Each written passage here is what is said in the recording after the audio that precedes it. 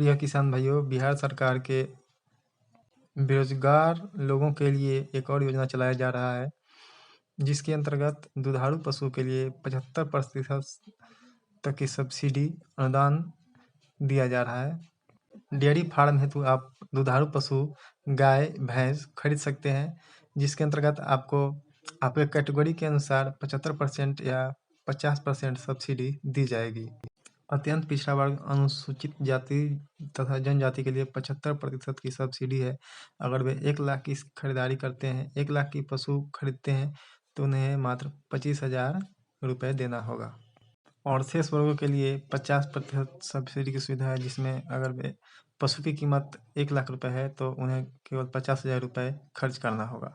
इस नोटिफिकेशन को पढ़ते हैं। पशु एवं मत्स्य संसाधन विभाग, गव्य विकास निदेशालय, समग्र गव्य विकास योजना ग्रामीण क्षेत्रों के किसान, बेरोजगार युवाओं और महिलाओं के लिए 2 और 4 दुधारू पशु इकाइयाँ पशु डेयरी फार्म स्थापित करने के लिए समग्र गव्य विकास योजना अंतर्गत सरकार मदद करती है।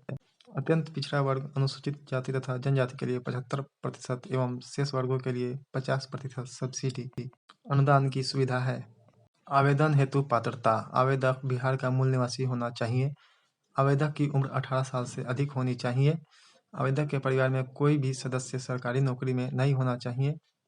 आवेदक के परिवार का कोई भी सदस्य आयकर दाता नहीं होना चाहिए, यानी कि टैक्स पेयर नहीं होना चाहिए। आवेदक को दुधारू पशु की जानकारी होनी चाहिए।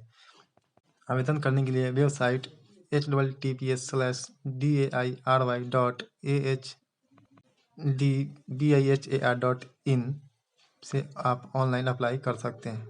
ये वाला अपडेट किसान भाइयों के लिए है, जिसमें राजस्व एवं भूमि सुधार विभाग बिहार सरकार के द्वारा जारी किया गया है। भू अभिलेख एवं परिमाप निदेशालय के द्वारा राजस्व नक्शे की डोर स्टेप डिलीवरी सेवा। बिहार सरकार द्वारा दिनांक 6/9/2022 से राजस्व नक्शों की डोर स्टेप डिलीवरी की सेवा की शुरुआत की गई है। अब तक 5,000 से अधिक रैयतों के घर तक राजस्व नक्शों को सफलतापूर्वक पहुंचाया जा चुका है। राज्य के सभी रैयतों से अनुरोध है कि ऑनलाइन विधि से राजस्व नक्शों का ऑर्डर दें, घर बैठे अपने गांव का नक्शा प्राप्त करें। इससे समय और संसाधनों की बचत होगी, साथ ही आप भीड़-भाड़ एवं काउंटर पर लाइन में लगने से बच जाएंगे। नक्शों को ऑनलाइन मंगाने के लिए www.dlrs.bihar.gov.in पर जाकर वहां दिए गए निर्देशों का पालन करें। निर्देशक, भू अभिलेख एवं परिमाप, बिहार, पटना। तो इस तरह से ऑनलाइन आवेदन करके अपने गांव का नक्शा मंगा सकते हैं। जो किसान भाई आम और लीची की खेती करते हैं, उनके लिए ये अपडेट है। आम और लीची के पौधों को स्वस्थ रखने तथा उत्पादकता बढ़ाने के लिए बाग उत्थान योजना का लाभ लें। कृषि विभाग, उद्यान निदेशालय, बाग उत्थान योजना। यह योजना आम और लीची की उत्पादकता को बढ़ाने के लिए बिहार सरकार द्वारा चलाया जा रहा है। इस योजना का उद्देश्य आम एवं लीची के बागों को स्वस्थ रखना, उत्पादकता बढ़ाना तथा अनियमित फलन को कम करना है। इसके अंतर्गत पेड़ के चारों ओर थाला का निर्माण, पेड़ के स्तंभ में चूना, कीटनाशी एवं फफूंदनाशी के घोल से पुताई करना तथा पुताई से पूर्व पेड़ की छाल को साफ करना है। लाभ: इसके क्या लाभ होंगे वो भी ध्यान लेते हैं। विधिवत थाला निर्माण से आम एवं लीची के प्रभावकारी जड़ों के द्वारा पोषक तत्वों की आपूर्ति होती है। यह प्रक्रिया दीमक एवं फफूंद के दुष्परिणाम से बचाव तथा पेड़ों को स्वस्थ बनाए रखता है। इसके फलस्वरूप फलन में वृद्धि के साथ साथ कृषकों की आमदनी में भी वृद्धि होती है।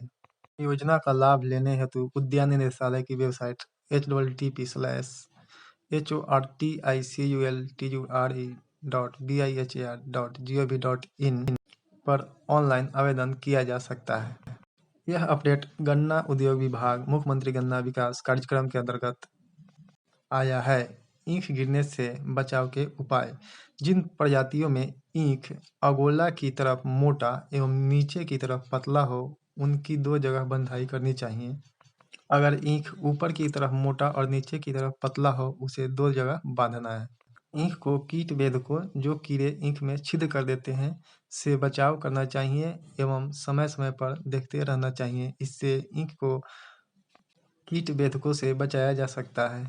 प्रिय किसान भाइयों, अपने खेती के साथ साथ अपने स्वास्थ्य का भी ध्यान रखें। ये अपडेट स्वास्थ्य विभाग बिहार सरकार के द्वारा आया है। बचाव ही सर्वोत्तम उपाय डेंगू के फैलने के कारण। आप तस्वीर में देख सकते हैं डेंगू कैसे फैलते हैं। डेंगू को फैलाने वाले मच्छर हमारे आसपास जमे साफ पानी में पनपते हैं। मच्छर को पनपने नहीं दें।